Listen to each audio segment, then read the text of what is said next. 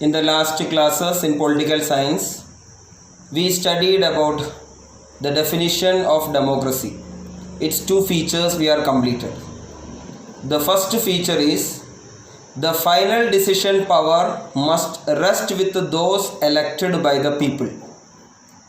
And the second feature is free and fair election is must for a democracy in which the present rulers are having a clear chance to lose the elections. Today we are going to learn about the third and fourth features. What the third feature of democracy says? One person, one vote, one value. In Saudi Arabia, if you take the women, they don't have any voting rights over them. They are not supposed to give their votes. In Estonia, the Russian minority people are not having the voting rights. When it comes into Fiji, there are many Indians are living over there.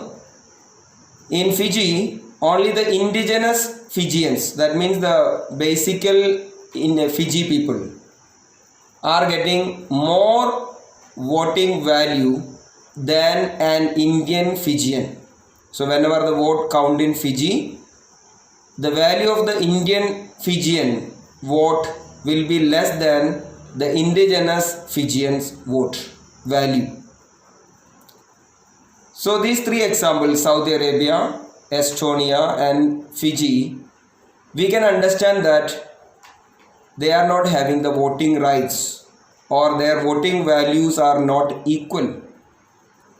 But in India, if you take all the adult citizens above the age group of 18 are getting the voting rights equal value, one vote, one value.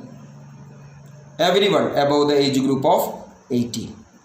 So this is the third feature of democracy. One person, one vote, one value. Now we are going to the fourth one. There we are studying about a country, Zimbabwe.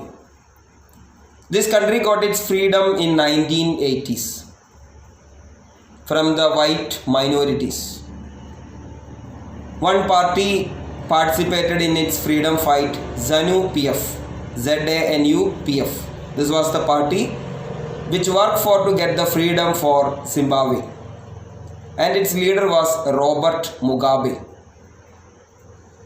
He got the power after the independence. For a long time period he ruled for many years. He was a popular leader.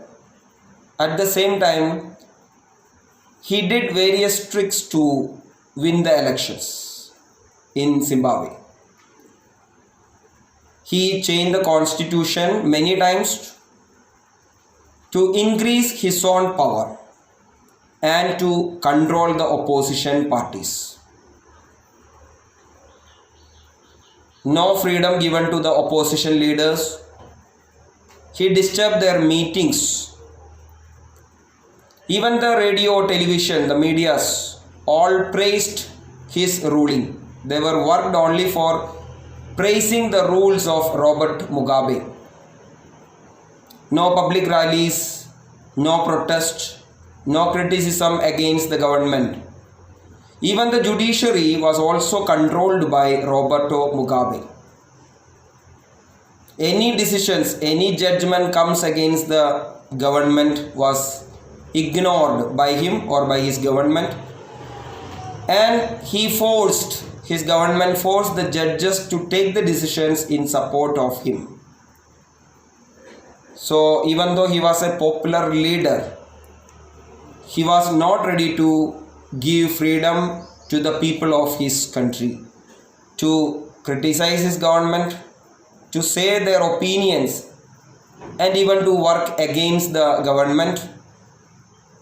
Elections are for his own success, his own continuation, to increase his power or to continue his government.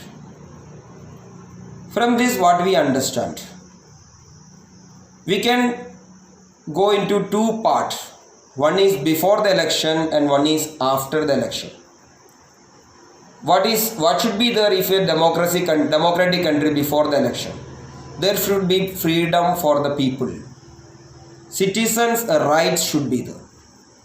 To think, to have opinion, to give it to the society, to say it in open, public, their opinions, to associate and to protest against the government, and a free election.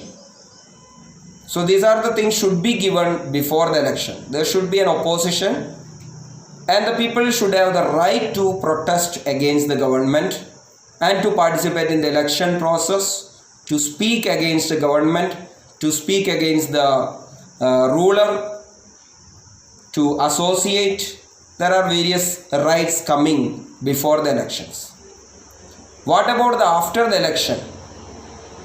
After the election, the government should rule according to the will of the people. They cannot do anything by themselves. They should do everything according to the rule of the people, and more than that, by looking the constitution.